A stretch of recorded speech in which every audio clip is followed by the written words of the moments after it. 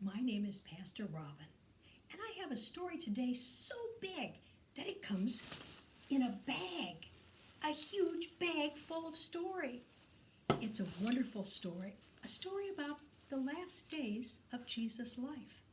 So my story begins on a Sunday, and it starts with one little donkey. A little donkey who had never been ridden on before. A little donkey who didn't really know what it was like and wasn't sure that he wanted someone to ride him. But Jesus was such a kind man that when he got on little donkey's back, it was just fine.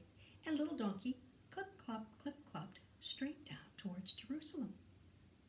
As they went along, people lined both sides of the road, and they were shouting and cheering. Sometimes they even waved branches in the air, waving and cheering. And what were they cheering?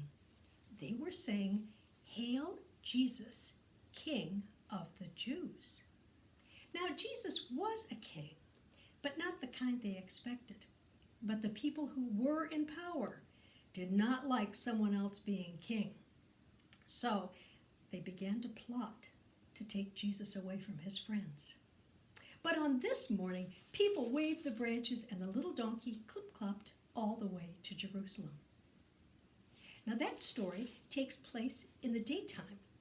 The next part of my story is late at night. It's in a very small room, and all the disciples are there. They've come to have dinner together. It's a wonderful evening. Like Christmas or like Thanksgiving, the whole family's there. We're going to eat the same things we eat every Christmas or Thanksgiving. This holiday was called Passover. And Passover was the same meal every single year. The disciples thought it would be a nice evening. And it was. But it was because Jesus did some very different things. The first thing Jesus did that surprised the disciples was that he got out a big bowl and he filled the bowl full of water, and then he got out a towel and he dipped the towel into the water and he began to wash the disciples' feet. The disciples' feet? Now remember, way back then, people didn't wear shoes. Maybe they had sandals, but the roads were dirty, and at the end of the day, everybody's feet needed washing. Usually there was a servant that did that kind of thing, but tonight, Jesus did it himself. He took the bowl and the towel and washed their feet. The disciples did not understand. Then Jesus did something else they didn't understand. He took the bread and the wine and he said, "This bread is my body. This wine is my blood." The disciples didn't understand that at all. So Jesus said, "I want to give you a new commandment, a new very special rule to live by. And that rule is love one another as I have loved you. So I washed your feet. Now you do kind things for other people. I am about to sacrifice my life for you. You remember how much I love you." The disciples didn't really understand that either, but they would. They would understand later. Then Jesus looked around the table and said, "One of you is going to betray me." Betray means when you pretend to be a friend, but you're really not. So you are going to go to the rulers and tell them where I am so they can arrest me. All the disciples said, "Oh no, not me, not me." And then Jesus looked at Judas, and Judas left the room. The rest of the disciples and Jesus sang a song, and then they went out. But they didn't go into downtown Jerusalem yet. This time they went to a very quiet place, a beautiful garden they knew. A garden filled with beautiful trees where it was very peaceful. In fact, it was so peaceful, you could even hear birds singing up in the trees. And Jesus prayed and prayed, and he said to the disciples, "Pray with me. Pray with me. What I have to go through now is very hard. I want you to pray with me." And the disciples said, "Oh, of course they would. Of course they would. No problem." 3 times Jesus said, "Please pray with me." And 3 times when he came back, he found the disciples with their heads covered, leaning against a tree, sound asleep. 3 times he came back, and 3 times the disciples were sleeping. They just couldn't stay awake to watch with Jesus.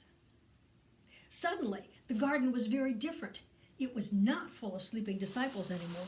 In fact, it was full of Roman soldiers that brought torches they waved in the air, and swords and all kinds of other awful things. They were terrified. They took Jesus and they arrested him.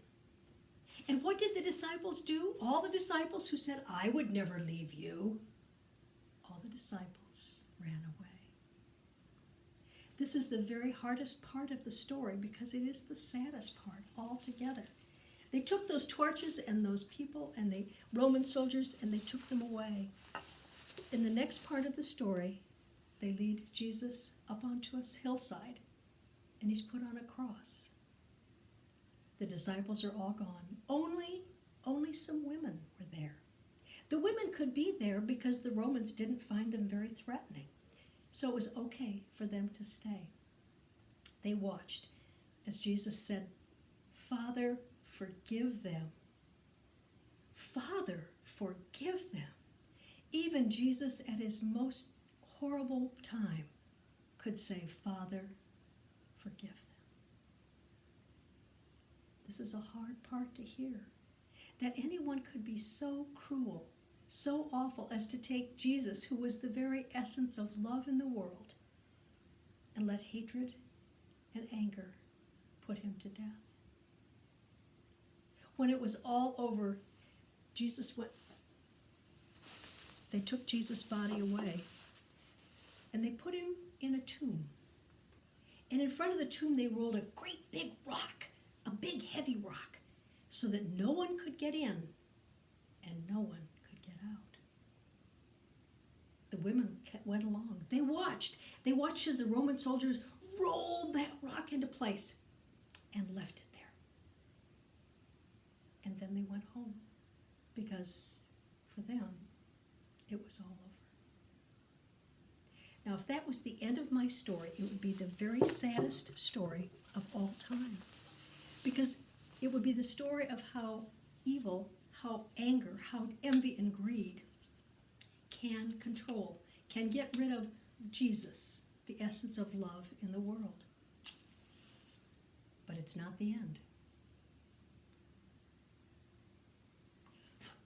So I'm lighting my candle to remember that this is not the end of our story, that there is hope, that there is light, that God's love continues to be in the world as long as there are those who believe and who care for one another. The end of the story doesn't happen today. It happens on next Sunday, what we call Resurrection Sunday or Easter Sunday. It will be a glorious day when we will celebrate that love truly triumphs and that the light that we see as the light of Christ will not fade no matter what happens. Amen.